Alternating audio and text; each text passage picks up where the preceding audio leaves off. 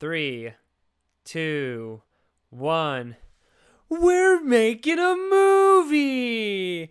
Yeah! Hey everyone, we're Nefarious Reels. I'm James Newen.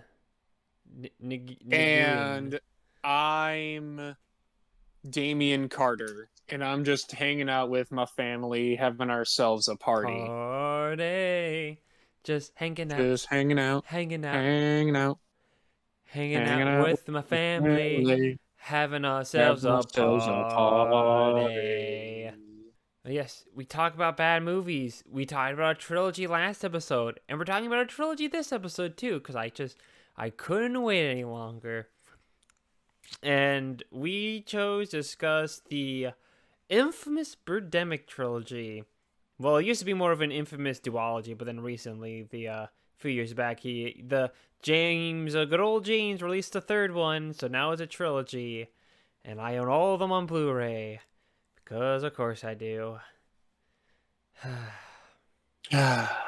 So anyway, we'll just get right into it. We'll start with the first one, Yeah. which is no, nope, we're good.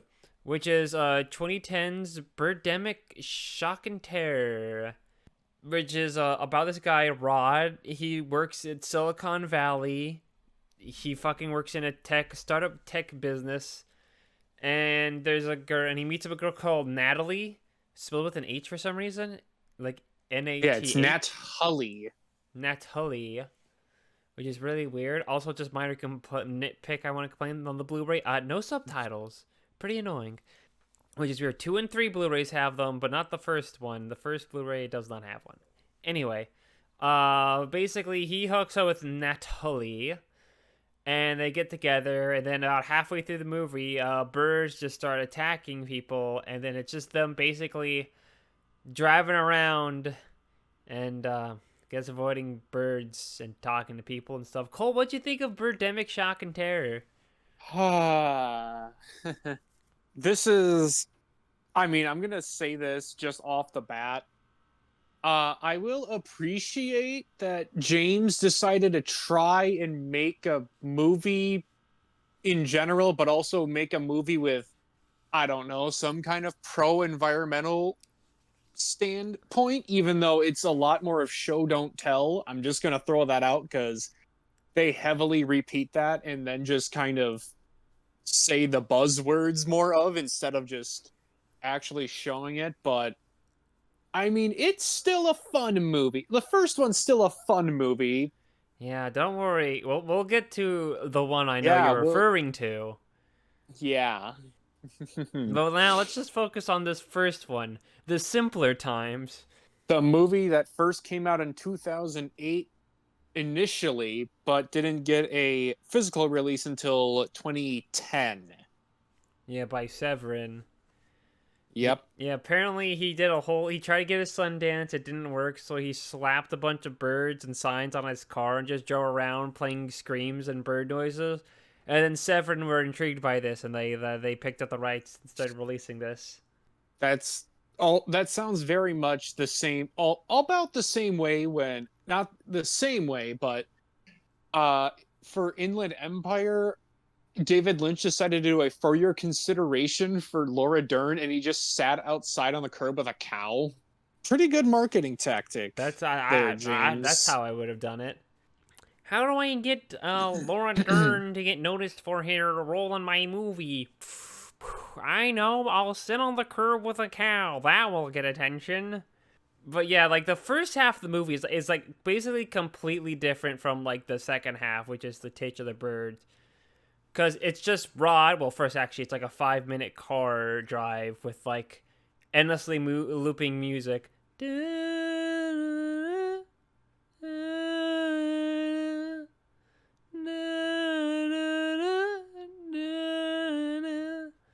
It's just that for like 5 or 10 minutes or whatever. Like that car scene goes on for a fucking while. Like even though I've seen this film like 2 or 3 times already. Jeez. Like you just can't really like mentally prepare yourself for how long that fucking goes on for. Oh, there's a lot of scenes like that, but again, we'll get to that later, obviously. Yeah, we got 3 films we gotta get through. Let's just get through this one first. Yeah, but the whole like the first film is just like a regular kind of like romance kind of story. Like he meets the girl at the coffee shop and it goes hi, hi, in like the worst mic quality fucking possible. That's another trait. Okay, I hate to interject always like this, but like that's just such a trait too. He doesn't. It's even more impressive that even with each sequel, he doesn't know how to properly sound mix at any point. Because a lot of scenes will, yeah, either have dialogue where you can barely make out what they're saying, or it's just ringing in your ears, just like "hello." Yeah, it was just like the case here. Like it was too loud, so he quieted it. But then he like he edited out all the sound except for the line where she goes hi, and it's like super echoey and shitty sounding. Yep. Yeah, and then he's like, "Hey, don't I know you from He somewhere?" pulls his classic stalker moves, like, "Hey, don't I know you from somewhere? You know, where did you go to school? Oh no way, I went to school there too. Whoa, you're trying to be a model? That's crazy. You gotta go do it. Be a model." He basically like kind of like, well, no, not as much, but it's a little creepy, and it only gets fucking creepier in the sequel. But first movie, this whole thing is just him trying to hook up with Natalie. And also, Naturally. while that's happening, he watches the news about how all the polar bears are dying because they can't get their Coca-Cola. Yeah, they can't get the Global warming Coca-Cola. is They can't warming eat up their skills the with their Coca-Cola Coca-Cola. bottles and it makes them taste bad, and that's killing the polar bears. Yep. Those poor bears. Those poor bears. I think a silly scene I always kind of like is the solar guy that just comes by for like really no reason. It's just like, Oh oh, we yeah, gotta that do guy. solar. He's like, I am here to help you. It reminds me a lot of something like Clash of the College. Like I imagine him as like that guy, you know, like the It pepperoni guy. Hello, I am Yeah, there here is for your a solar lot of panels. scenes that do feel vaguely similar to Clash at the College. Here, Just in terms of what came dialogue, first? line delivery, cinematography, character interaction. It just feels like I sometimes feel like when I watch some M. Night Shyamalan movies, I'm going to apologize to that man because even when they feel like NPCs, I'm at least mildly entertained by his movies and not wanting to Minecraft myself. This one was just honestly over the top ridiculous with how everyone talked. They literally all sounded like NPCs you run by in a open world game, and I'm like, and they're saying the same 5 lines. Like, I get it. Please stop.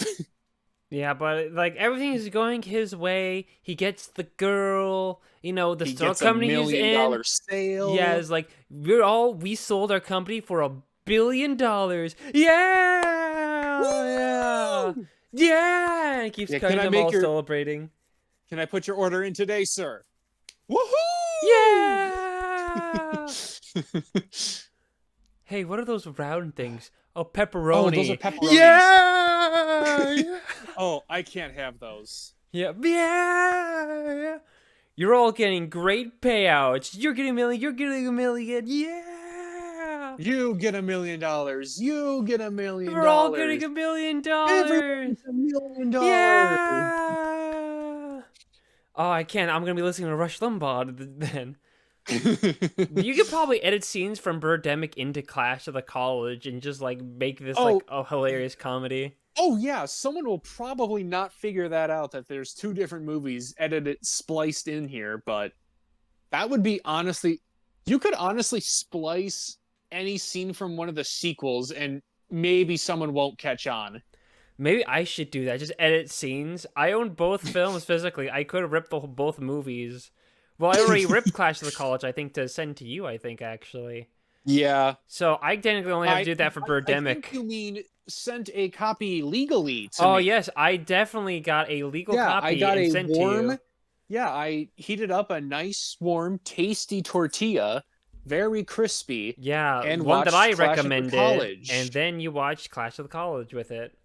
Because it was Yep, so good. it was a very tasty tortilla. Yeah, Birdemic. yeah, he gets the sale, $1 million sale. He gets the buyout of the company. He starts investing in his own company, his own solar company. Yeah, he does solar energy. He pitches basically to Shark Tank. And they're like, yeah, we're totally going to bank your company. We're definitely not going to swipe this entire company under you and sell you out because I'm secretly a rival competitor solar company. We get to meet my favorite minor character in this trilogy, which is Natalie's mom. Oh, yes. She's just like, "Oh my god, you got the modeling gig. It's so great." But there's always that real estate job. Yeah, That's always a nothing wrong good with backup having a backup option. plan. It never hurts to have a plan B. Exactly.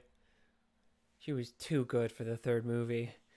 Yeah, but then, they get together, they're having a grand old time. They go to the movie with Rod's friend and saw, wow, we just watched an Inconvenient Truth. Such a good documentary, It's especially such for a a, double date.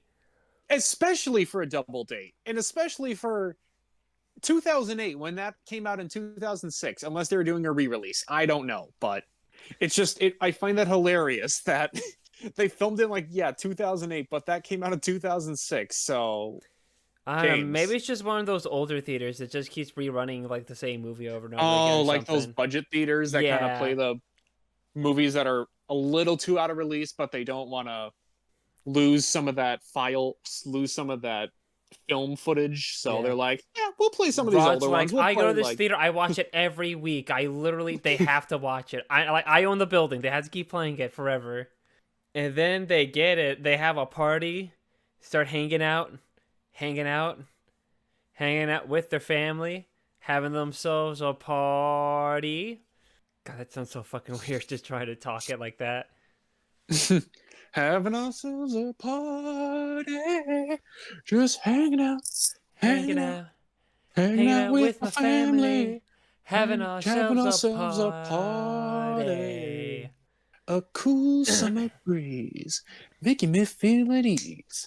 The barbecue is brewing, and Uncle Phil is scoring. Big Mama's in the kitchen, and everybody's wishing that she's fixing their favorite dish. All right, that's all karaoke for me. Okay. Till like the next movie. Yep, till the next one. But yeah, then they go to a motel, like the sleaziest looking motel possible, and then they get it on. And that's basically everything's perfect. Everything's going great. There's a weird scene with fake parrots on a tree, and then the fake parrots are flying, implying, foreshadowing what was to come naturally. Because James, he knew what he was doing when he did that. Oh yeah, right. Yeah, but after that, that's when the chaos happens. That's when the titular birdemic begins, and all the birds start fucking attacking. And I'm sorry, is it the first film do the birds explode, or is that just starts in the second one? I think some birds exploded. There was definitely some birds that exploded in this one. Okay, I couldn't remember if that was only in the second one onward. But yeah, that's where the birdemic attack begins, and something that I do think is a little weird because when they leave the motel, they run into like what Roderick is his name, I think, or Rodney. No, Rowley. That's the guy's name. Rowley and his girlfriend. Why wasn't it like his friend and his girlfriend? Because they have like I the most chemistry with each don't other. know. Rick. I have it in my notes as Rick. Rick? I could have sworn it was like Rowley or something. Rowley is Greg Heffley's friend. No, no, no. But the guy that was the Marine guy, I could have sworn his name was Rowley. Is it Rick? I don't think it's Rick. Wait, are we just talking about his sail buddy or Not the coworker sail sail buddy buddy. We're or talking about the Marine guy that oh they meet up with. oh jeez. Sorry, when you were talking about marine, I was thinking of like marine biology. No. I don't remember what his Ramsey? Could that be it? Is it Ramsey? It might be Ramsey. Might be. I don't know. I'm just looking through the cast list right now. Yeah, and then after that, their plan is just to drive around, I guess. There's no real plan after that, actually, which is kind of weird. Yeah. And they're not like, we're getting attacked by birds. We got to get out of Half Moon Bay, or oh, we need to drive to my mom's place. I want to make sure that she's okay, or like Nah. anything like that. No, it's just like we got to get out, and now we're gonna drive around for like the rest of the movie. It's a lot of driving, lots of sprite pictures of birds just in that flying motion, and they swing at nothing Yeah, the iconic or scene where they shoot just at take a them. bunch of coat hangers and just swing at them. And also, they use the same picture. They use the same graphic of the birds when they get shot, Yeah. and just repeat that. Just endlessly, pretty much. They're also shit shots too. They don't. They barely really kill any birds, Yeah, honestly. They were pretty bad at shooting. I mean, granted, they're novices. It's not like they're gonna like. It's easy to kill birds, like shoot things with a gun. That's just a myth. Mm-hmm. But yeah, but for the rest of the movie, it's just them drive around doing things like Ramsey's girlfriend that I don't remember her name. She just gets killed. She gets killed in the worst way, shitting. She goes to take a shit and then she gets killed by a bird. Or my personal head cap, a bird flew by her and then Natalie shoots her on accident, which is way funnier. Yeah, it is funnier, definitely. Natalie, Ramsey, she's dead. She's definitely dead because of a bird. Definitely not because I accidentally shot her in the fucking Yeah, face trying not to kill because it. I accidentally shot her. Not because I accidentally turned friendly fire off and I shot her point blank. We're on hardcore mode. They saved 2 kids and they really want a Happy Meal. Want a Happy Meal? He Yeah. has a PSP. And I'm just like, shut up, kids. You're annoying. We should have left you to fucking die. Yeah. Yeah, it's just moving on one place. Like Ramsey, after the death of his girlfriend, sees a bunch of people in the double-decker bus, and it's like, we gotta save them. We gotta save them. So he kills all the birds and forces everyone to go outside. They're like, no, the birds will kill us. Like, get the fuck outside. And then the birds show up and kill them all. They, like, poop on them or something? I don't know. Yeah. Or they like I don't know, regurgitated acid onto them? It was like, yeah, some kind of acid or blood or something, and that just, killed them. Yeah, I guess that's just what happens, I guess. They just die. I guess it's like acidic and it kills, it's a death acid. You get the acid on you and then you just die. Mm-hmm. So how it be sometimes. And how it be sometimes. Let's see, there's like not too much. Let's see. There's a guy that tries to rob him. He has a cowboy hat. He dies. They go to a gas station. The guy's like $100 per gallon. And they're like, what a rip. And then he barely gets any gas. So like, ugh, idiot. He's at the pump for like 5 seconds for the bird show. He's like, oh shit, we gotta get out of here. And he just fucking lets the gas sponge just plot to the ground, which I feel like is an actual real huge hazard to do. Oh, it definitely is. Very unsafe, but you got birds attacking you, so safety comes last. Yeah. There's the tree hugger they meet, and he gives them a whole speech about global warming and whatever. And then immediately a forest fire happens, which is pretty funny.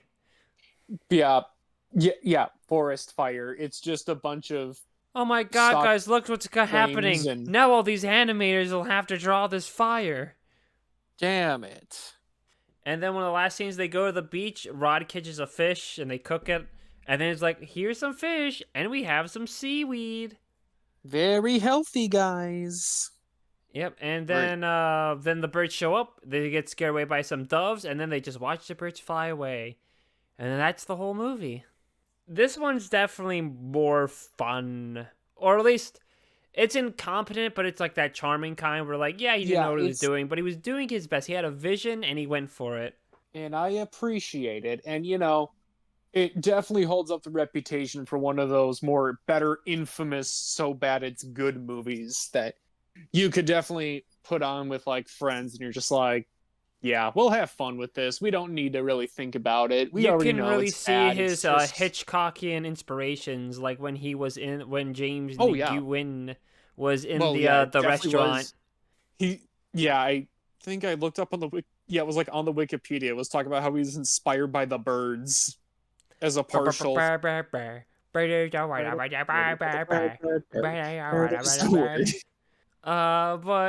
guess there's the global warming thing, but it's not in your face like a certain film we're gonna talk about later.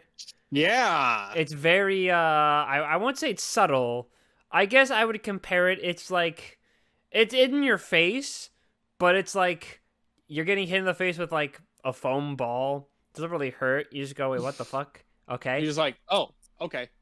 Yeah, I think like the most they get to it is when they go to the doctor guy on that bridge. He's like, "Whoa, don't get over here! Those birds have bird flu." And he's like, "It's all because of global warming and blah blah blah blah blah." blah. And it's like, Yeah, damn. but it's more of just he says that just that it is, but he doesn't like elaborate on how. So it's just I guess you could, in a way, you could say it might be a way of just like, oh, here's these things. that's true. Google it up. Check it out. Learn more. Guys, it's 2008. Google's gonna be real big. Yeah. This just came across my mind, but the environmental global warming message now literally kind of reminds me of the second Aquaman movie in the Lost Kingdom. Because that is a portion of the movie. It's about global warming and how, oh fuck, what was that? No, Black Mantis. I think that was the bad guy from Aquaman. Yeah, I believe think that's so. an Aquaman bad guy. Yeah. And he just needs help from these scientists to like heat up the planet even more and get this ancient king out of the ice. And yeah, It's gotta Kill heat up, Aquaman. cause global warming to increase the water levels to make his home a beachside house to increase his property value. mm-hmm. It's a very Waterworld with Kevin Costner plan. Mm-hmm. I'm not the biggest fan of this movie per se. I still see its charm though. It's just like every time I watch it, I'm like, "Oh, this is really good. Oh, this isn't really that good. Oh, I like it. I don't really like it." And I'm currently at the it's not really that good kind of phase right now. But still, it's like charming for the most It's part. enjoyable.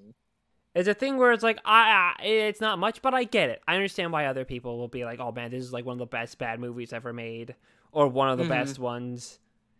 I get it. I would say it's good. I would say it's a good bad movie, but there are definitely a plethora of bad movies I would watch before. Definitely. Even some I think that are worse than it that I would watch before, but that's like just me. Clash in the College. Yeah. It's even more funny. Like the more we shat on that movie, but I can't stop thinking about it. It's never ending. He's winning. It's ridiculous. It's ridiculous, but it's so funny. By the end of the year, Clash of the College is going to be our #1 movie we've seen for Nefarious Reels. It's going to be the best. It's going to be our #1 movie of all time. Can't wait when we get it chosen for Film Club. It's going to be great. They're going to love us. Yeah, we got to see, guys, you got to see Clash of the College. It's an underrated masterpiece. It was snubbed at the Oscars. It was snubbed at Sundance. It was snubbed at the Palme d'Or. Yeah, after I get Greener Grass pick, because I actually do want to talk about that one, I will push Clash of the College. Then I'll just have to join you. Jeez. Man, we both got coughs. Birdemic is literally killing us. Well, one of the Birdemics is killing us. One of them. Yeah, I don't think I have anything else left to say about the first Birdemic. I think we got a good chunk of that. My biggest comment, it's at least top half of the recommendations we've done. Oh, yeah. Definitely top half. Definitely. All right, but now that we're done with that, we'll move on to the second movie, Birdemic 2, The Resurrection, 2013, which was kickstarted. So this has the funding of the people. So in this film, we focus mainly on a different group, although Rod does and Natalie both return. But this film has been more focused on Bill and Gloria, two complete different characters. Definitely not Rod and Natalie. Definitely a different characters. Oh, definitely not. Definitely different kind of movie. And this one, Bill is a producer. He makes indie films, but the one big budget film he made, it bombed. And now he's considered an unreliable director. He's a hack. Yeah, he's a hack fraud. But now he's making this new indie movie that has him and this waitress girl he finds, Gloria, as an actress. And his best buddy, Rod, is going to get Natalie to star in the movie, who Bill and Gloria are definitely a lot like, and get them to star in his movie. And also something global warming, and also some birds show up. Birdemic 2 shows up. More birds. More birds, baby. Let's go. Birdies. Cole, what'd you think of Birdemic 2, The Resurrection? It legitimately, for the most part, it was it's basically copy paste of the first movie. Just some characters changed up, obviously, The and plots changed where some instead set of it pieces changed up. right, and yeah, instead of it being about just this love relationship, it's now about a It's a love love relationship relationship, and making but on a movies. movie set, Yeah, so it's different. So it's better. it's much different. I'm gonna be honest. I like Bill a lot more than I like Rod in the first movie. That's something I think this film does better. Bill is great because he comes off as like a fucking psychopath with that fucking smile and how he acts. So he's basically like a realistic depiction of like a Hollywood director. Yeah. I mean, all the greats are all crazy. Think about it: David Lynch, Alfred Hitchcock. There's a guy in mind, but I can't think of his name. John Waters. Took me a while. I had to think of Alvin in the Chipmunks 3 to remember. Michael Bay, M. Night Shyamalan, the guy who made Class in the College. All crazy, but masters of their craft. But yeah, this film hits. God damn. Let it It's like all the out. closer we get to it, like the sicker we get. But yeah, it hits like a lot of the same beats. They do the long crawl, like they copy the first long drive, but instead it's just Bill walking through Hollywood, which gave me Ed Wood vibes. I was waiting for a scene where like an officer starts walking towards them and they have to fucking run away. Mm-hmm. It's actually kind of funny because there's like funny bits, like they'll just blur out like certain signs because they don't have permission to actually like if it's advertising something or if there's like a fucking phone number in the window, they gotta blur that. That's kind of funny. Or there's a scene where Bill's like crossing the street, but then there's like a car blocking the shot, and then when the car drives away, the camera doesn't realize where Bill is, and then when he sees him, he has to quickly turn it towards him. That was kind of silly. Then boom, same as the first film, he goes to a restaurant, he encounters Gloria. He's like, "Hi, hi." Not as clunky, but still bad, and probably Still is still. awkward. It's a homage. It's a homage. It's not a ripoff. It's a It's an homage, homage. It's an guys. homage. And then in this one, Bill's even creepier because like, hey, don't I know you from somewhere? But instead of actually knowing her from somewhere, he's just like, yeah, you're an actress, aren't you? You were in movies. You should be in my movie. You should apply. No strings attached. Except we should go back to my place. Do some line readings. Like he's even creepier because she leaves and then he like outright like chases after her. He's like, no, wait, Gloria, no. You can't go home. You need to be in my movie.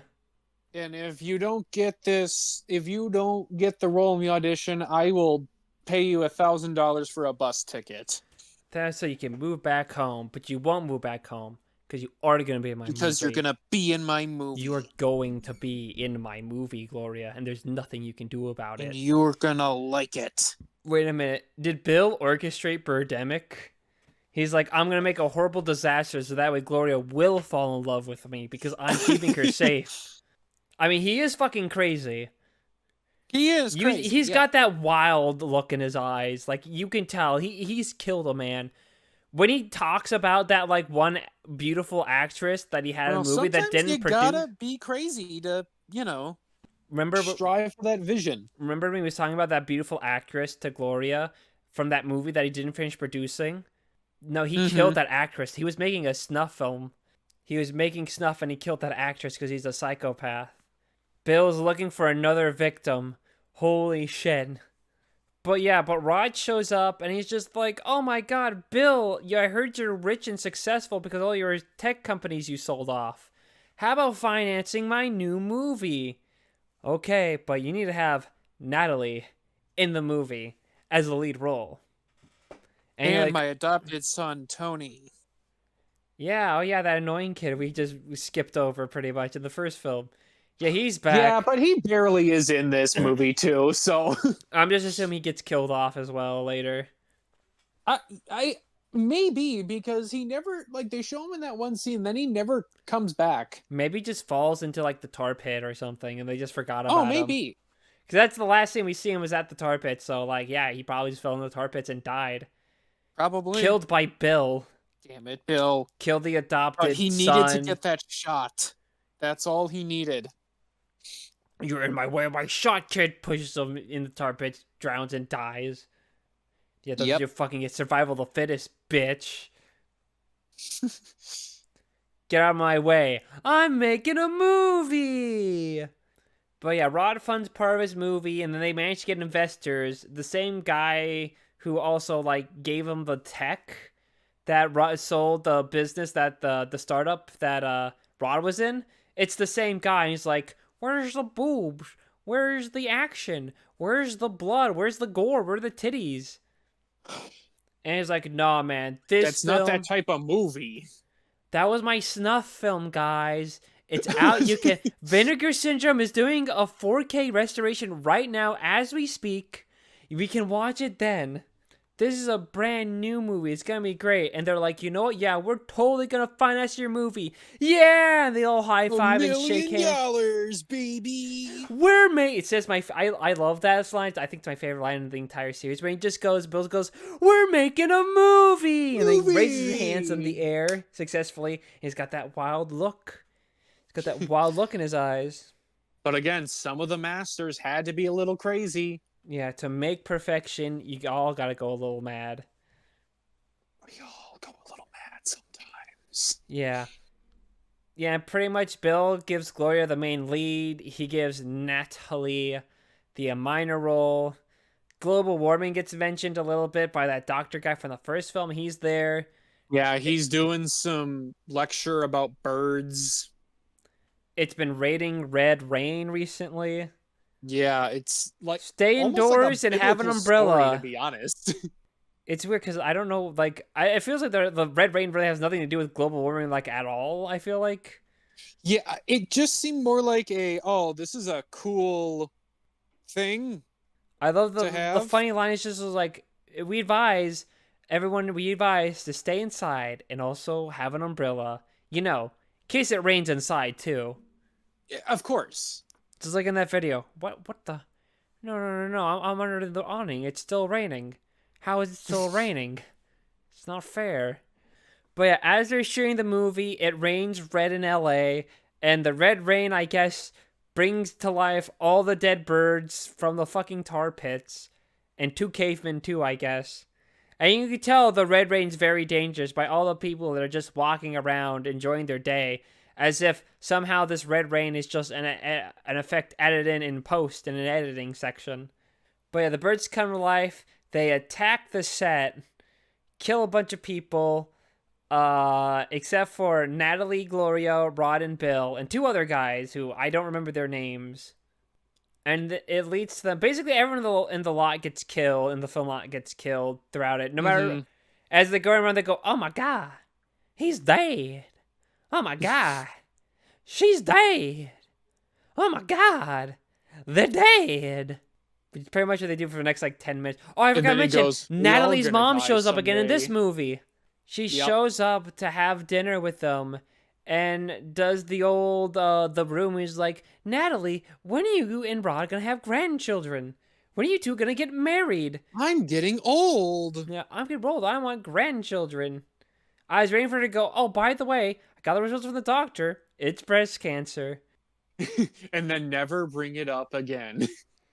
Yeah, but there is that line where he's like, "Why don't you get together with Johnny? I mean Rod. He is a very successful businessman after all.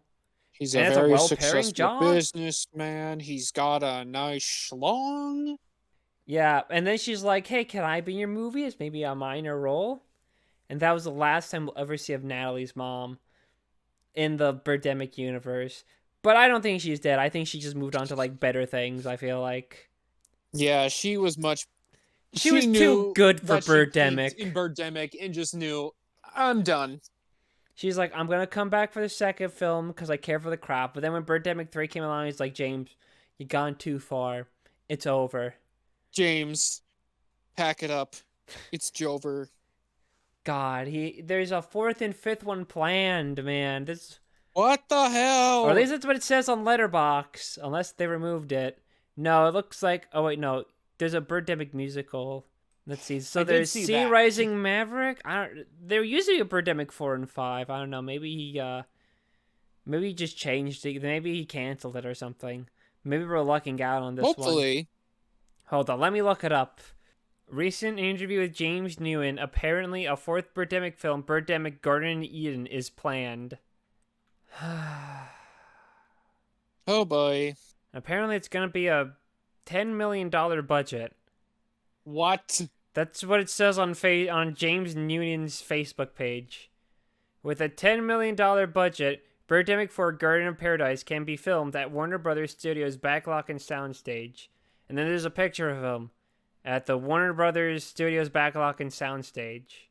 God, if that film gets onto fucking Max after all the fucking shit they cut for no fucking reason they never gonna release. You can't see it, but I got my hands on my fucking face right now. We haven't even reached the fucking third movie yet in this discussion. I'm already done with this. Anyway, guess we should keep talking about Birdemic 2. I guess. Well, everyone dies. They save a cowgirl that's stuck in a shed. The fucking... Don't worry, she dies. Yeah, she dies. She gets killed by zombies. They find the tree hugger guy. He's like, yep, I have my own TV show now where I tell people about how not to be... And I got my own bitch wife now. And we're just showing we're the no emissions family. And we show how we don't do any emissions and we don't wipe. That we just let that shit build up, I guess. Yeah, I was actually curious about what they do. They just use leaves, maybe? Or do they just like wash off in like a stream or something? Maybe. Or do they just let that shit cake up? That is the part that grosses me out. The implication. I mean, you see that guy's fucking hair. You know he doesn't believe in cleaning. Yeah, the global warming stuff's very minimum. They just talk about it briefly after everyone in the backlot gets fucking killed, and you get the other iconic lines. Guys, can we talk about something different? Jaws is my favorite movie. Jaws is my favorite movie. There's birds attacking, and you want to change the subject? Yeah. It's pretty funny, though. You got a chuckle out of me. And then they just do their classic, oh yeah, they steal an RV, I guess, just for some fucking reason. Yeah, they do steal an RV, and then, we forgot to talk about when it rained blood. There was 2 cavemen that popped up. Cave people, I should say. I did mention it briefly, but if you do want to go a little bit more in depth with them, well, they show up later. And then at this point, it's just more encounters, except it's even kind of dumber. Like, they stop at a car. They're like, hey, look, there's dead bodies in the car. Oh, shit, they're dead. Oh, my God. They're dead. They're dead. And it's like, they must be gangsters because they have guns and they're black. And it's like, whoa, Rod, you can't say that. Can't make assumptions, especially since they're fucking dead. Yeah, you don't know. They might have just found those guns and then, the birds attacked them. Yeah, fucking what? People can't defend themselves against someone who might attack them with guns? Rod out here beginning his racism arc. No wonder fucking Natalie leaves him in the third movie. Spoilers, I guess. Spoilers. Yeah, they stop and see the cavemen, and the cavemen just beat the shit out of them, which is kind of funny, till the woman go in and save them. They stop at a graveyard for some reason, because it rains red blood in a graveyard, and I guess it just brings to life zombies, so zombies are canon now in the Birdemic fucking universe. And then that kills the cowgirl. Stop at a zoo, where a zoo does its classic, the animals are dying, the trees are falling, there might be no one else in the universe, this might just be what's all that's left. Like in that, like, fucking video with that, like, one random girl. Go green. Yeah, and that's where the bald guy gets killed, who I don't remember. And then they go to a motel for some reason to drink soda. And they get attacked again. Then the, what's his name? The guy? The Asian guy? Oh, fuck. Guy. Yeah, just Guy. He gets killed too, and then the movie just ends, which is honestly even funnier than how it ended. Because in the first film, the birds just show up, and then they're about to get killed, but then the doves come and scare them away. In this film, Guy just dies, and then all the birds just leave. So I guess they were just racist towards Asians, I guess. That was it. Maybe. We don't know. It's like, these birds aren't attacking because of global racism. They're just attacking because of racism. Because of racial prejudice. Oh, okay. It's okay, guys. It's over. Oh, yeah. Now that I know we've already mentioned M. Night a couple other times, but you mentioning that I totally forgot to say this in the first one, but the ending reminded me of The Happening, where I think you know what happens. The plants, they attack the humans in The Happening, and then they just stop at the end and then just move. That would have been more interesting if they like moved across the country or something instead of just being certain places in California. But again, that would take traveling and other effort. Just keep it in the state. Maybe the fourth one will do that. Maybe. Yeah, maybe the fourth one will be good. Who knows? Yeah, the film just ends abruptly there. And it's kind of funny. Damon Carter returns, or Damon Carter comes back with a Just different sing song. again. Sings more, and there's more people dancing. That's kind of neat. Damien Carter. Great artist. Yeah, that's Birdemic 2, The Resurrection. Yay. I guess. I still think this. I know a lot of people like to say this is like just a really shitty version because it's just a remake of the second one. But I always kind of The first enjoyed one, you this mean? one. Yeah, the first one. I think I mentioned it because James Union, or however you say it, I'm just going to call him Nguyen, I James. think is how you say it, actually. James, he basically just tried to emulate the first film so fucking badly. And usually the attempt to make an intentional so bad it's good movie always fail. But somehow James failed to do that so badly. It came full circle and came back to being funny for me. Absolutely wild. Yeah, I don't know. It was quite a feat. Yeah, I don't know if I like it more than the first one, but I think it's pretty close for me. I like it less. All right, well, with that, I guess we have no choice. Gotta talk Do about. we have to? Technically, yes. I guess so, because we did have it in the recommendations. It was. All right, so the final film, released in 2022, after almost 10 years, Birdemic 3, The Sea Eagle. What's it about? Hey, global warming's happening. Global It's warming's bad. terrible. It's happening. We gotta stop it. Also, it's too late and we're all gonna die.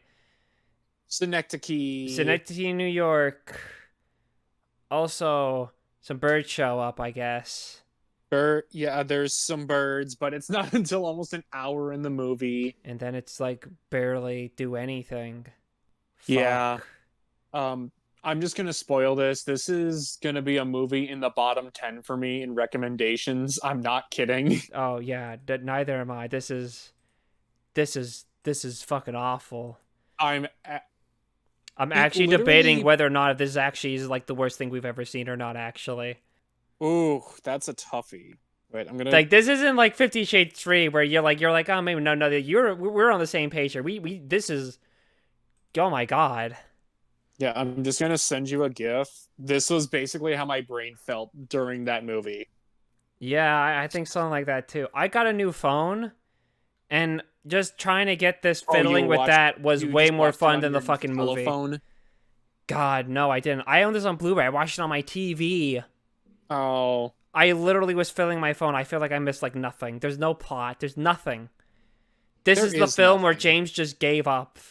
Like, people who complain about how the second film is just trying to be the first film, buddy, you have not seen the fucking third one. This was miserable. Like, the main characters have no chemistry or personality. They're just like, hey, I like you. We should get together. They do the long fucking opening again, but then they're in the car. But they don't even try to be different with it, like in the second movie where he's walking through Hollywood. Now they're just back in the car again, driving. They go to the restaurant, and then they meet there, and he does a whole you're hot. Let's get together. And there's boink. No, he meets her on the beach.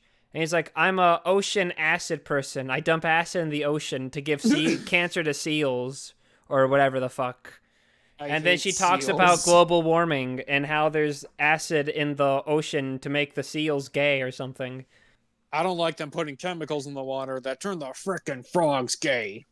And then they meet a guy, and then they hang out, and then they meet a guy for the surfboard, and he's just like, oh, global warming is making sharks show up. And I keep getting attacked by sharks. Even though sharks only really attack humans because they confuse them as seals because of fucking how you're laying in a surfboard and all that. Yep. Just fucking pick up like paragliding or something, or just swim in the ocean like a normal person. And then they go to a fucking guy at the beach that made a sandcastle. He's just like, I sell houses. You know, there's a massive forest fire, and global warming did that too, and it's bad for everyone. I was literally about like, please shoot me now. And it's like, oh in my god, do you Minecraft. people know how to talk about literally fucking anything else? Then he goes to a guy who's painting Like, the do not fucking poster, know the whole idea of show don't tell.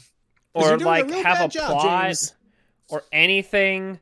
No, there's no chemistry. They just talk about global warming. He watches TV and it's 10 minutes talking about how we're at like we're at like a fucking Oh my Avengers God, level that extinction. whole part. It's just playing the documentary, and the guy's just on his laptop, like working at the same time. He's Not literally saying me. He's anything. not paying attention to the movie. He's literally me. I was like, something. Give me something. Please. Say something. I'm literally losing my marbles Do at this anything point. that isn't just fucking global warming. Like, I get it. It's not good, but can you add on to, so can you elaborate? Can you do something? Can you stop saying the same stuff you've been reiterating since the first one? It's not even, at least it was spaced out. It's just endless. Endless global warming. We're all gonna die. There's nothing we can do about it. Synecdoche. We need to do something about it, but there's also nothing we can do about it. They go to the painter guy, and the painter goes like, oh, I'm painting it blue because of the forest fires, because of global warming, and I don't want to see an orange and sky. now it's gonna be orange, and the sky's gonna go. I look gotta paint orange it like now did in before it's that all scene of gone. Blade Runner 2049. Oh my god, the sea eagles, they're only here because of global warming. They're gonna kill you. And then they go to fucking see the whale bones. Just like, oh wow, whale bones, so cool. It's a shame that I'm giving all the whales cancer because of global warming. And then it's like, Because I'm just throwing acid in the water. and then whoa, Elon Musk is like, that's right, I'm building e-cars, and I'm gonna build a space generator or a space elevator, and I'm gonna pump all the carbon out of the atmosphere. But we're all gonna die anyway. But it's okay, because I'm gonna fucking shoot humans into Mars and get Mars pregnant and have a second Earth baby with people on it just instantly there. Yeah. Because of global warming. Because did you know, guys, global warming, it's a thing. I don't know if you know that, because I've been telling you, in case you like went to the bathroom for 40 minutes with like super diarrhea. You totally Global missed, warming's like, back, the guys. 30 other things. Other times I said it. Fucking, the only time where they don't talk about fucking global warming is when they go to the fucking lodge and he's like, hey, Vertigo, good movie. Alfred Hitchcock, good movie. That too was like, what the fuck am I watching? What's the point of that? Fucking the line where he goes, you know what? I want to change it. Let's talk about something else. Jaws is my favorite movie. Made more sense in a logical way than this fucking conversation about Hitchcock. Actually, in 2012, they said that Vertigo is actually the greatest movie ever made over Citizen Kane. I'm so smart. And they probably said something about fucking global warming there too, probably. Like, oh, the view is so great. It's the same global warming is making these trees, like, dry. These trees used to be so wet and horny, but now they're, like, all dry and dusty and don't want to reproduce and have sex and make more trees anymore. Many alpha males that it's making the trees dry from it. Global warming is putting chemicals in the alpha trees and making them all gay, so they can't make more trees. It's just like the chemicals in the water that turn the freaking frogs gay. Not even Damien Carter is free from this, because his song is literally about how the earth is dying because of global warming. Just, no. Their main characters? What main characters? There's no personality. They're just placeholders to talk about global warming. And then Hitchcock one time for some reason. Oh, remember how in the second movie, when the fucking birds, when they shot them, they split in half? Remember how funny that was? Yeah. That was funny. Fucking, there's way less birds in this. I don't know. Have we reached the birds yet? I feel like I'm talking all these global warming stuff I'm talking about. I think that's like 50 minutes of the movie? An hour? It's basically 50. Like, it was the 57-minute mark where we finally get the birds.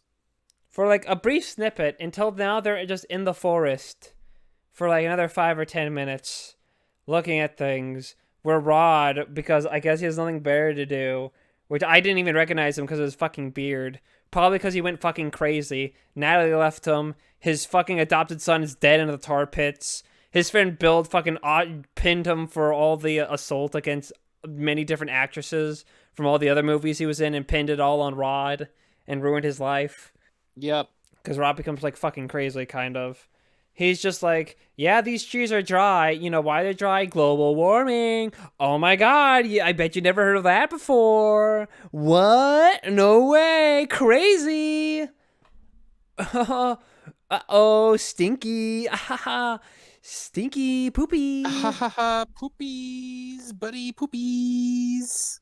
The birds show up and then they run away. And you know what? It's like even the bird attacks at ground grade. Like in the second movie, there was like a fucking POV bird shot where you get to see the birds chase the people and you're like one of the birds. And like birds will actually swoop down and do things. Even the bird quality is fucking declined because there's way less like bird action. The birds do so little in terms of animation. They fly in a circle and then they fly like left to right occasionally. And like that's it. Oh my god, it's a huge fucking downgrade. I can't fucking stand it. This was horrible. There's no plot. There's no characters. There's nothing in this movie. There's barely birds in this. It does the same thing they just run around and then you see people die, but it's lame. It's lame because, like, they have people fucking waving their shit around, which is what they did in the second movie. But at least in the second movie, James had them put more birds in it, so it looks like they're always being attacked by birds. In this film, like I said, the birds just go left to right occasionally, so people are just swinging at fucking nothing the whole goddamn time. And of course, sorry, I'm just like, this movie has just been filling me with rage, so I'm trying to take some breaths and detox a little bit at the same time. I'm gonna take a drink of water. Like, this film makes us sicker and sicker as we go. We've been cacking and coughing because we knew what was to come. We knew. Like, we were expecting it, and it still was just infuriating. Of course, because in their words, they just have a bunch of biker Mexican guys with guns. Yeah, they have some biker guys just go in the woods, drink some beers. And then get killed, so that way they can have guns. Yeah, we're going to go to the bar after you drink these beers. We'll drink some other beers. Then they get attacked by birds and die, and then that way they can their fucking cast of characters, character 1, girl character 2, Rod, who I only know because he was in the other movies, and girl 2, all get guns that they can't even kill the birds with. So what was the point? Did any birds even get fucking killed in this? I generally don't remember. I know birds died in the first one because they had a shitty animation. I know birds died in the second one because when they got shot, they just got split in fucking half. I don't remember any birds dying in the third one, which they probably did, but I don't fucking remember it. Exactly, you can't even remember it either. No, I can't. The whole film this time is just they drive up to someone who is getting attacked by birds, and then they shoot their guns, and then that person gets killed, and they drive to the next place. And then they deal with fucking another person that's getting attacked by birds and they shoot their guns. And then that person dies. And it's like so lame, there's nothing. Like in Birdemic 2, people were calling for help, people were screaming in pain. There was action, there was things to look at. There was a fuck ton of birds everywhere. Here, reduce that. Reduce quality by 100%. Film gets to a point when they run into the most annoying character, Dr. Extinction, who is the most annoying of all the fucking global warming complaining the whole movie. We're all gonna die, it's too late, it's an eventual level of threat, we're all gonna die, Synecdoche, have gay sex. I put the chemicals in the water to make the trees turn the gay. Freaking frogs gay. It's so over, I'm right, everyone else is lame. Oh yeah, there's also that really stupid protest they don't even comment on. Oh my god, that too just goes on forever. It goes on forever. I'm waiting for them to start a conversation. Don't say anything, they just stare. They just stand there and stare and have people yell, and they clearly don't know what to do. James just gave the people, like, he gave these 3 things over and over again. They have the kid there. What's really annoying is that mom, so that really annoyed me was that mom for the kid, I'm guessing. She kept, like, doing her little spiel, and she kept looking at the fucking camera. And that was annoying me. They're like everyone, it just feels like everyone's just like James just looked up a bunch of global warming stuff and just printed it out, slapped it on a fucking sheet of cardboard, and held that to people to look at as a script to just read out verbatim, word for word. Yep. Movie ends the same way as the other films end, but unlike Birdemic 1, where it's trying to be kind of artsy fartsy with the doves coming and saving it, or in the second film where it ends so abruptly it's funny, this one just ends. It's just over. That's not even complaining about the technical fucking adjusting of lighting and shit. Oh, the color grading was abhorrent. It's like he just learned it and he's like, all right, let's just do this in random scenes, but not figure out why it's used in scenes. Because there were some scenes that looked so dark. I was like, are they supposed to make it shady to make it look like nighttime? And then I go, nope, it is still daylight.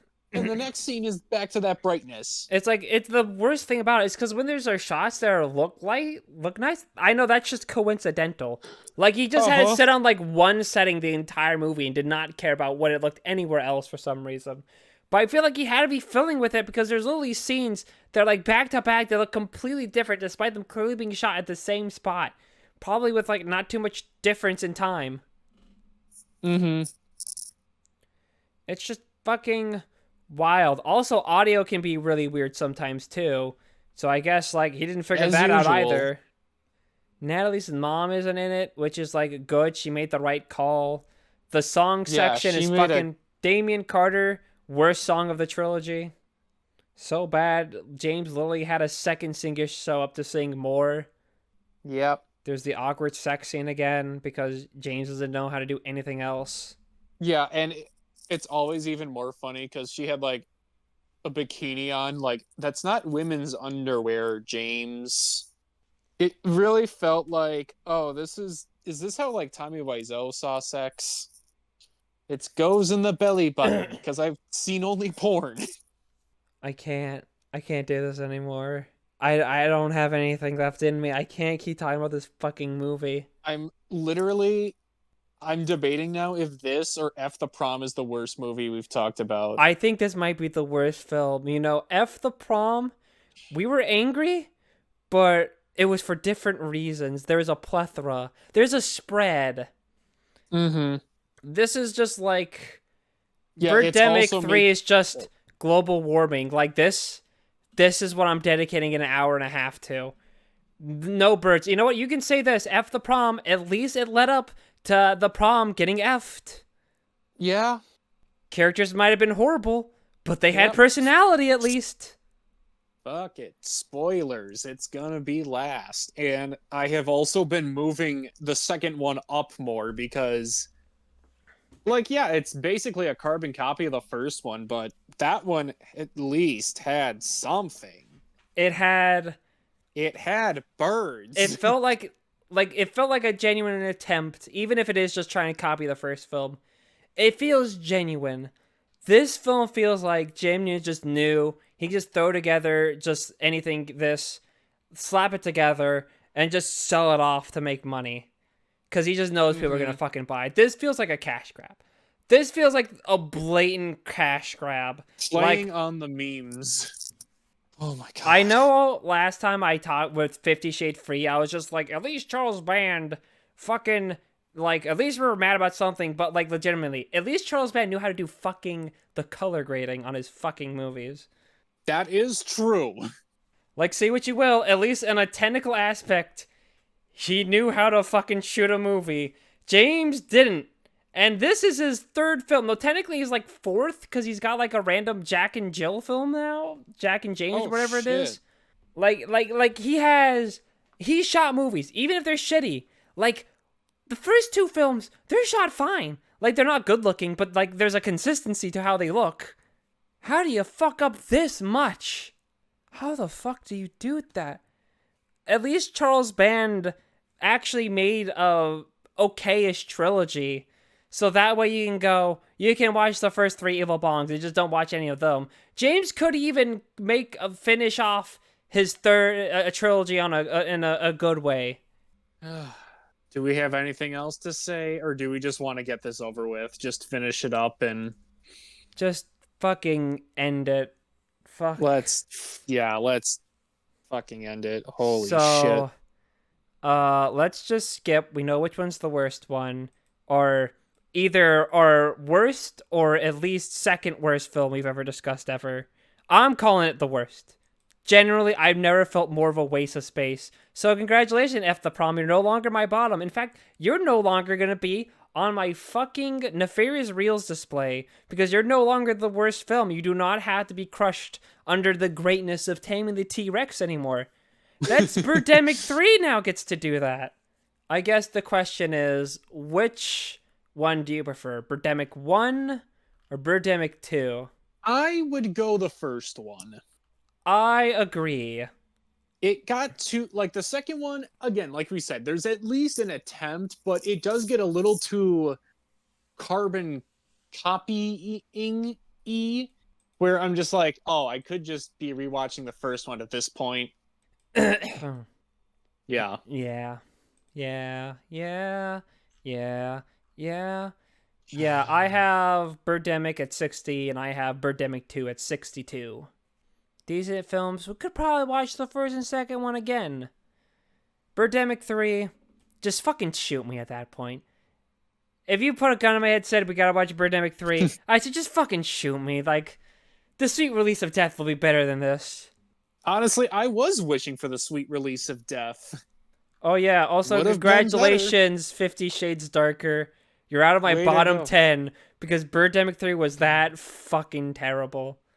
I also basically I was also moving some other movies around, and like Southland Tales is out of the bottom 5 for now. It's like at the edge of the bottom 10. So because I looked at some of the other movies and those were just okay, these were at least worse than Southland Tales in other ways. But Oh god, we owe Southland Tales an apology. It's not like the might most pretentious film we've ever seen anymore.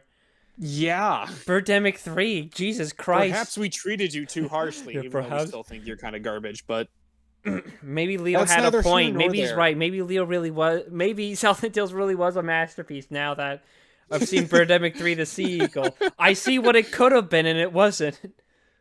But yeah, now that that's out of the way, we never have to see or see Eagle ever again. yes. Now we can move on to the questions, Yay. which there are 3 of. We'll start with the first one, which is actually kind of fitting considering that we talked about Birdemic 2, which is from Robert, which is in light of the upcoming Deathstalker remake. What other movies that you've covered in the podcast do you think should be remade? Wait. Deathstalker's getting remade? Yeah, it was back through a Kickstarter. It got funded. I took part of Oh. it. I'm literally going to get a copy of the movie. My name might be actually be appearing in the credits of that movie. Oh shit. Yeah, let me actually check. What award did I back? I think I mentioned that Deathstalker had a Kickstarter before. I think I posted it in the film club thing, but it's been a while. Maybe. Yeah, maybe I just maybe I guess I forgot then. It's been a hot minute. It's not like it was just like yesterday that this happened or last week or anything. It's been a hot minute. Here, let me see what I backed. I backed the Video Warrior. Complete your Deathstalker VHS collection with a limited VHS edition of Steve Kostansky's Deathstalker with artwork by series artist Boris Ballo, plus receive some preceding spoils. So, let's see. What do I get out of that? So, I backed that. So, I'm guessing it's a case of I back that and then I get, like, everything else below that. And everything I get below that would be, I get an art print from the guy who made the first Deathstalker poster, which is honestly pretty good poster. I get an exclusive OG Deathstalker commentary track.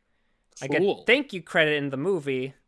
And, well, I'm sure I get a copy of the movie too. So, yeah. What can I say? I'm a pretty cool guy. But, yeah, what films of Nefarious Reels would you like to see get remade? Bust out your list. Wait a minute. I'm taking a look. We look. technically kind of talked about, like, sequels and stuff. Probably do something like that. I just see. I know they talked about making Garbage Pail Kids movie into like a horror thing, like with that original movie. So maybe remake that and do God. something like that. Like in comparison to all the other like property stuff, like what is it like? Fucking the public domain stuff. Garbage Pail Kids probably fits like a lot better into making some well beloved thing into a horror film because they're already disgusting monster looking They're already freaks. horrifying to look at. Let's see. Reefer Madness kind of already has a remake with a musical that I should buy that Blu-ray Basically. of. I mean, even a better question is, do I look at one of the ones I enjoyed more or the ones I hated more to see if someone could remake something like that? I'm kind of looking to like what I think would be interesting. Like I'm not gonna say Taming the T-Rex because it's kind of already perfect as it is. What about Wicked World? That would be interesting. Yeah, give Barry J. Gillis like $100 million budget. Let's see what kind of film he makes. Give Barry J. Gillis and Neil Breen $100 million budgets. Yeah. Ooh, excuse me. Remake Beware Children That Play so we can get more child murder. Yes, that's another one. Definitely, I agree. Oh, remake The Singing Forest, have gay Nazi sex. That's Yes, another one. Yeah! We're making a movie! that. Yeah! Now that you remind me, thank yes, because that was one of the biggest letdowns I have ever witnessed on this podcast. Definitely. You can't That give us that poster was poster. like, and then not deliver on that. Terrible. Just fucking terrible. Oh my god. I think that might really be it for me. Because everything else is either just shitty that I don't think you can save, or it's like too good and like would probably get fucked up in some way. I'm just taking one more glance through just to see if. Ooh, how about we do a remake of Cyber Seduction? Oh, make it even And then hornier. even hornier, and because of the rise of OnlyFans. Oh, actually, that'd be great. But it's not even like porn, it's just a guy with a really bad foot fetish. And Yeah, it's feet. actually Quentin Tarantino. Quinn, you have a problem. It's actually a biopic. Quentin Tarantino biopic. It's just Quentin Tarantino and his foot fetish. Quinn, you have a problem. No, I don't, Mom.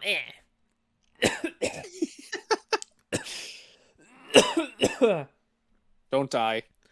Sorry, that Birdemic 3 residuals are just like clinging on to me. Yeah. Okay, let's throw one more in there. Why not Robot Monster too? I don't know. How do you top fucking just like a gorilla with a scuba hat on? A gorilla head with a robot body. Oh yeah, that'd be different. That would I'm thinking like monster 180 robot. IQ here. Yeah, monster robot. You are not Roman. You are not human. You are Roman. You look like a pooped out pinwheel. Anyway, next question is from Mattias, which is Looney Tunes highbrow or lowbrow comedy? I think it's highbrow. I know everyone I usually would just definitely say think highbrow. of the slapstick stuff, but there are a lot of really great, like genuinely good jokes in there, and like the old school stuff, and also all the later stuff too. Mm-hmm. Like as easy it is, just kind of lump it in with like Tom and Jerry and stuff, where a lot of their jokes are mainly slapstick, which is also great too. But Looney Tunes does have like absolute bangers, definitely helped by Mel Blanc doing all the voices, pretty good. I mean, the first one that always comes up to me is the clip where Bugs Bunny's fighting the gorilla, and he like goes across like a gap that has a rope, and he's just like, "Take one more step, and I'll cut the rope." And the monkey just fucking pulls the rope and yanks all the land right towards him. Looney Tunes is just fucking iconic. Yeah, it's great, especially when they were That was, super like, racist. That was one of my staples watching like at my grandma's house as a kid. It was Looney Tunes and Tom and Jerry. Those were like two of the pinnacle ones. Just Yeah, a ton of those were great. Huge fan. It's a lot of fun. It's really hard to like really say. I don't know if anyone who says it's lowbrow is dumb and stupid. It should be executed. They should be forced to watch Birdemic 3: The Sea Eagle. A fate worse than death. Like we'll do it like we'll put them in a straitjacket, keep their eyes open like Alex from A Clockwork Clockwork Orange, Orange. and then just keep, putting eye drops in. Stick it. Stop. Stop Stop it. it, stop Stop it, it. please, Stop I it. beg you. Yeah, pretty easy. And one more question from Luca. What happened to the fridge? Um Someone filled it with with many copies of Jurassic Park for the SNES. oh Do you know that? no, I Yeah. don't. I don't know the story, but I've seen the image and it's really funny. Let me look. Let me. I'll send it to you. Let me Yeah, just you get it. might have to fill me in on this because I'm very confused. Okay, here it is. It's a Reddit post, so avert your eyes. But apparently, there's a guy that was just selling an old fridge full of Jurassic Park for the SNES. What the fuck? For I $1,500? know. What a steal! Like the entire fridge or each copy? I'm assuming each copy. Like Every what the copy of Jurassic Park for the SNES is personalized. Yeah, but he's got some box copies too. That's where all the extra credit comes in. Gotcha. But yeah, Cole, what happened to the fridge? I don't know. I don't know, man. Keeps me up at night though. I opened the fridge and a bunch of balloons flew out, and then my friend that killed himself instead of coming down to Derry to help defeat the evil there, then threatened me and tried to murder me, telling me that we all float down here. Well, with that, that's all of our questions. Which means now we get to move on to recommendations. A recommendation is going to be unique this time. Technically, this episode could have been the Razzie episode, but because when Razzies was coming out was kind of get way too close to when the episode was going to come out, so we pushed it back. But now this next episode is the Razzie episode, where we're going to figure out who gets to be the official Razzie good guesser of the year and gets the coveted Whoopee. prize of that title, as well as getting to pick two films as the recommendations of their choice when they want until next year, because they wait too long, then it'll expire. So I'm adding that right now. You can't just hold on to your fucking recommendation forever. You They're gotta like do it. coupons. You gotta use them at some point. You gotta use them before the next go around. Yep. But since I had the retro pick last time, 2 trilogies ago, that means Cole, you get to do the retro film. What is the retro Razzie My pick? first pick of a retro movie in like a month. Yeah, it's been a hot minute. Mm-hmm. But yes, so I was obviously, circling around. I was definitely looking more at the winners of certain years. And then I saw one from the 90s and I'm like, there's one with an actress that's in the category for leading role. And this and this would make me, I don't know why it would make me look like a genius, but um she might win the Oscar this coming Sunday. And I thought, why not look at the movie that won her Razzie for Worst Actress, along with the movie that was in Worst Picture. This came out a year after Showgirls. It is 1996's Striptease, starring Demi Moore. God damn it. I was going to do Striptease for episode 69. Now I gotta do something different. Okay. Well, it happened. Demi Moore, huh? Yeah. Kind of fitting, really. I know. That's why she just won the SAG last night for The Substance. And, it seems like now she's got a good chance of winning the Oscars. So, fuck it. Good for her.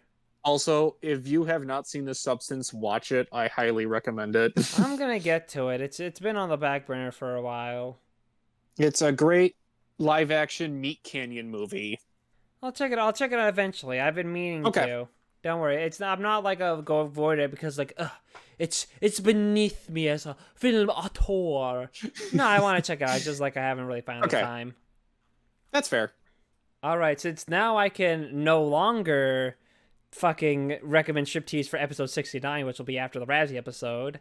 Let me focus back on the actual Razzie episode. So I didn't choose a winner. None of the winners, but you've seen a lot of the winners for the modern picks anyway, and the ones that left didn't really interest me enough. But there was a film that got nominated that interests me. Like, I remember checking out the Razzies a while ago and seeing this, like, I kind of want to recommend this, but I kind of want to save it for the Razzies, because that feels a little bit more fitting and interesting. And it's interesting you pick a film with a lead with a strong female, because my film, I'd argue, is also very important with about female empowerment. And we're going to do 2007's Bratz, directed by Barbie Sean and Bratz. McNamara, who directed the Reagan movie, which has also been nominated for Razzies this year. Hell yes. So clearly, we got a real auteur of some real classics going on here. A real master of. I mean, yeah. you know, he didn't direct Birdemic 3, so, you know, that's already a good sign. Mm-hmm. So, if you don't want to get spoiled for striptease or Bratz, how about checking those movies out in advance? Also, remember to like and subscribe and ask us questions and all that. Also, Blue Sky account, got that. I made a post in it, my once in a couple months post. Check that out too. Also, we're on Spotify now. First 5 episodes. Gotta add more of them. I'll get to it eventually, probably. And you all have a good day and have a happy Morbius. Happy Birdemic Shock and Terror. Happy Birdemic Reckoning, or whatever it was called. Fuck you, Sea Eagle. Fuck you, third movie. Happy hanging out with my family, having ourselves a party, just hanging out with my family, having ourselves a party. Bye-bye. Bye.